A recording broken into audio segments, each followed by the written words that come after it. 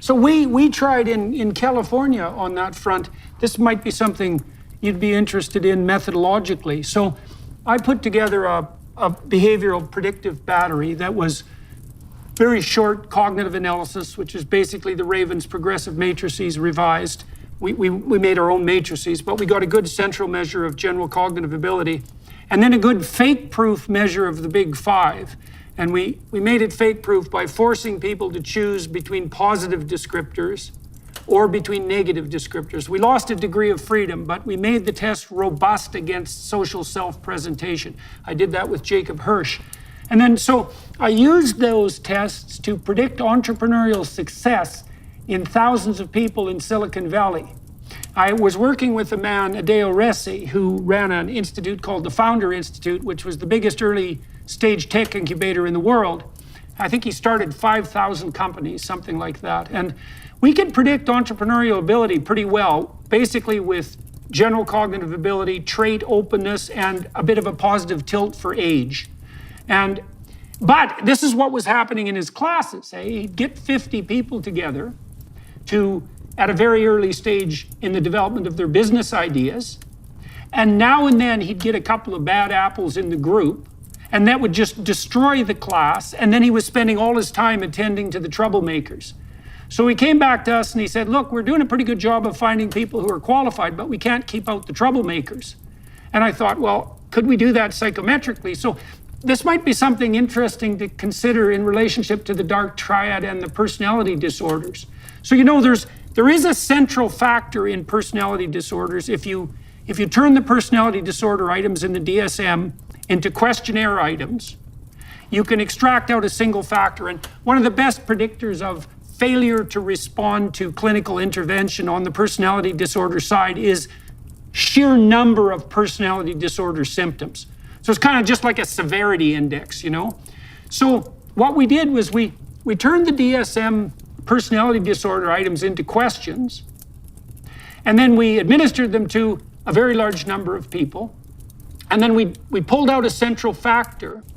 And then we found the items in the personality disorder questionnaire that best predicted the central tendency and those that predicted it the least. And then we forced people to choose between them. They both sound bad, eh? They both sound like pathological attributes. But one is much more clearly a marker of the central proclivity than the other. And then we did the same thing with Wink's narcissism scale.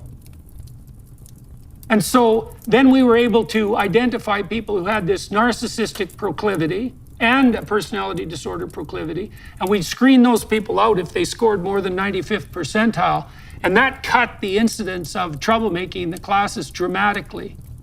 So the reason I'm bringing this up is because it'd be very interesting to see, and maybe you guys have already done this, and so this is also a question on that front, is like a lot of the personality disorder symptoms look to me like they're manifestations of the more severe end of the dark tetrad traits. And it would be lovely to see this psychometric enterprise enter the domain of psychopathological prediction, and maybe the doorway through that is the honesty, humility dimension, differentiated out into the, you know, more antisocial pathologies in the manner that you've done it. It sounds like that's an interesting bridge into the technically clinical world. Well, that's been a dynamic in the development of our understanding of the link between normal and clinical traits. I don't want to step on the toes of clinicians, but I understand the movement toward trying to make all clinical disorders dimensional. And that's been a real clash between the traditional clinicians who feel that you've got schizophrenia or you don't got schizophrenia, as opposed to having a dimension that represents a particular disorder and placing people on it. And so I understand why some clinicians who are have a psychometric proclivity are a little bit offended at me trying to come up with labels that sound like clinical disorders but aren't really, because all of the people I study are doing okay. And you alluded to this earlier, but there's very little maladjustment among any of those four dark personalities. You can't get them to correlate very strongly with, especially with general neuroticism or feeling of distress. They're not distressed. Whether they're high or low, there's very little relation there. Right. That's an interesting case of the absence of distress being a marker for pathology, because that is the problem with being a psychopath in some real sense, is you do impulsive things and they hurt you in the long run, which is why you end up in prison or with no friends or as a catastrophic failure by the age of 40. But none of that's being marked by psychological distress along the way. So you're opaque to the trouble that your own pathology is causing, and that means you're not getting error signals when you should. So you're not depressed or anxious, but you're also whistling in the dark as you walk towards a cliff. So not helpful. Yeah, a very clever study that you outlined there. Sometimes one gets a sample or an opportunity to study a certain group, and that's what carries one's research. But if you think about it, that's been a difficulty in doing dark side research. You've got to validate these measures, so you've got to have hard criteria, especially behavior. You can rely on the judgments of others to some extent, but hard, visible, recordable behavior is really the most persuasive kind of criterion. But think about sadism. How are you going to show that in the laboratory?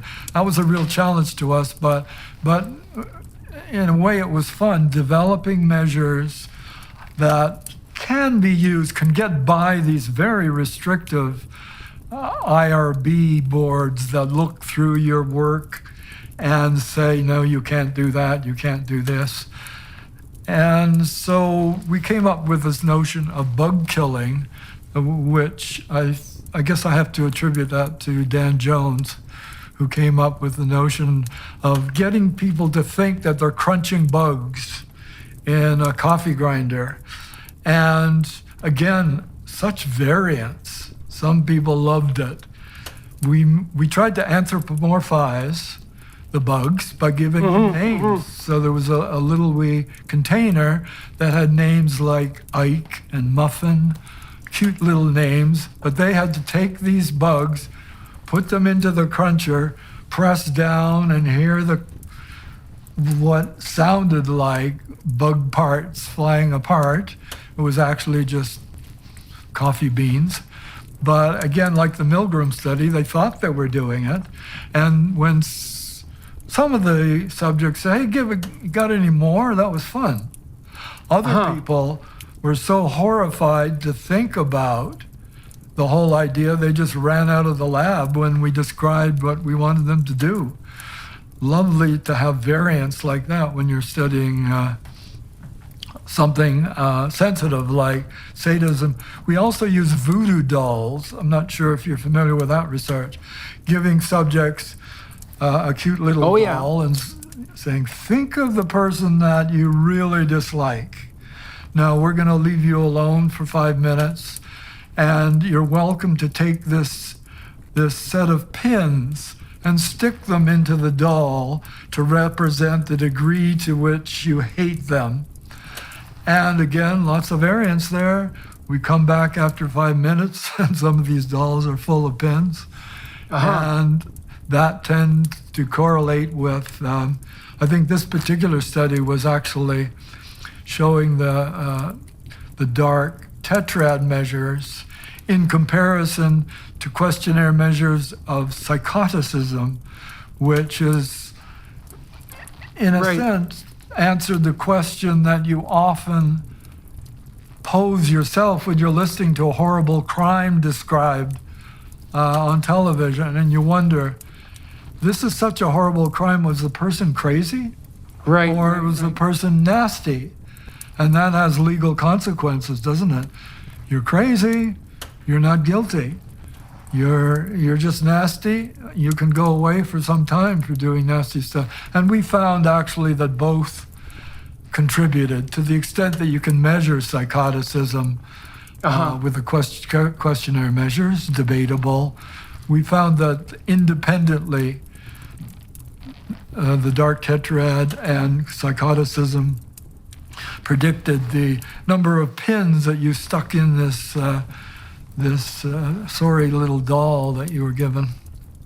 So, Del, you've been delving into the dark side of human behavior for a long time, and you alluded to the fact or the possibility of a certain pessimism that emerged as a consequence of your observation that sometimes anonymous responses are actually more revealing, and anonymous behavior on the net has produced quite the uptick in pathological behavior. But what has been the consequence for you personally in focusing so intensely on this dark area of human proclivity? And well, let's start with that. Oh yes, and then the other thing was, how do you distinguish, let's say, personally and scientifically, between the ethical issue with regard to the dark tetrad behavior and the biological motivations, right? Because your work does skirt that line, right? So you can think about psychopathy as an adaptive mating strategy in some sense on the scientific front, but then when you think about it ethically and personally, it falls into the category of the kind of clearly reprehensible behavior that should get people locked up. So A, what has this done to your view of human nature? And B, how do you thread the needle of scientific evaluation versus moral evaluation? Well, for me, it started in an undergraduate course where I learned about Machiavellianism and went to work with Richard Christie. So in a sense, I was there from the beginning, what the causal direction was. I'm not sure at that point, but I did do a lot of other work on self-enhancement, etc. Other researchers in my department like to study happy people, and I didn't find them as interesting as the dark side. And certainly I could give a rationale that we're more concerned with the behavior of the dark side than we are with what happy people can do to us. Maybe they could bore us at times, but they're not going to be a danger to us. So studying the dark side is more important, arguably, than there is a light triad now where people have put together some positive traits and kind of followed up on the notion of the dark triad, and said, why don't we look at the positive side and see who gives desirable motivations for their behavior. I studied social desirability for a long time, and it never really came together for me because you develop a social desirability scale. Well, it's partly true, and it's partly phony, and that's a terrible confounding, because do you want to hire the person who scores high on social desirability or the person who scores low is perhaps? Right. I found that very frustrating work as well. I tried to develop scales of self-deception and self-presentation, and I ran into, I think, very much the same problem. Well, first of all, it's not obvious that it's an independent dimension, right? Because it seems to be quite affected by agreeableness, but it's also not, as you said, it's not obvious what the desirable outcome actually is. Like, do you want the person who tries to make themselves look better than they are during a job interview? And the answer is, well, maybe you do want them because at least they came to the interview and tried. You could say, well, it's fake, but on the other hand, well, putting your best foot forward isn't just fake, it's also a step in the right direction. And so separating those out is extraordinarily difficult. It's also difficult to separate it out from such things as extroversion and trait optimism. And yeah, it was a real morass. I know you did a lot of work on that for a long time, eh? I don't know if you've heard of integrity tests, but they raised a real paradox, because integrity tests, in a sense, have the opposite rationale to social desirability tests. They ask people who are being hired by big companies, have you stolen from an employer? and a variety of other things that would cause the company a problem if they hired you, but they take it at face value with integrity tests. If you Yeah. gave those answers on a social desirability test, then researchers would often toss you out because no one. Because you're lying. No, you're lying. Or It's a hypothetically, lot- yeah. Well, Exactly, I didn't so- know that the integrity tests seemed to be valid predictors only to the degree that they marked something like conscientiousness. I never saw any compelling evidence that they really got farther than a good conscientiousness measure. So, Yeah, some people have argued that the reason why both of them can work is that social desirability scales are usually used on college students who have higher cognitive abilities. If you're hiring cashiers or someone who's doing muscle work for your company, then it's a little more straightforward. And to Right, some right. extent, they've got some clever methods like saying, how much money do you think the typical employee steals from the employer? And it's kind of a projective test Right. built into it in a way, to the extent that someone says, "Oh yeah, people steal a lot," they're indicting themselves. right. They're indicating what they regard as normative. So, look, we're out of time here, unfortunately. So thank you. Is there anything else? We're going to turn over to the Daily Wire Plus platform here. I'm going to talk to Dr. Del Paulhus for another half an hour about the course of the development of his interest in psychology and in these dark tetrad traits. And I'd like to thank him very much for coming to talk to, or for agreeing to talk to me today, and for sharing what he knows with everybody who's listening. The dark tetrad research is extremely interesting if you're interested in psychology. This concentration on the accurate psychometric evaluation of essentially immoral and counterproductive behavior viewed from a social perspective is a very important part of the psychometric enterprise. And I think it's one of the domains of modern psychology that are reliable and valid and that might bear genuine fruit as they unfold, just like the Big Five has. So it's been really good to talk to you. For everyone watching and listening today, thank you very much for your time and attention, as always. And is there anything else you want to bring to the attention of people before we move over to the other interview? No, I just appreciate that you really covered all of the important issues, the full breadth. Thanks for that. Well, my pleasure. And like I said, I'm very pleased that we had the opportunity to talk today. All right, everyone watching and listening, thank you very much. And thanks again, Dr. Paulhus, and ciao to everyone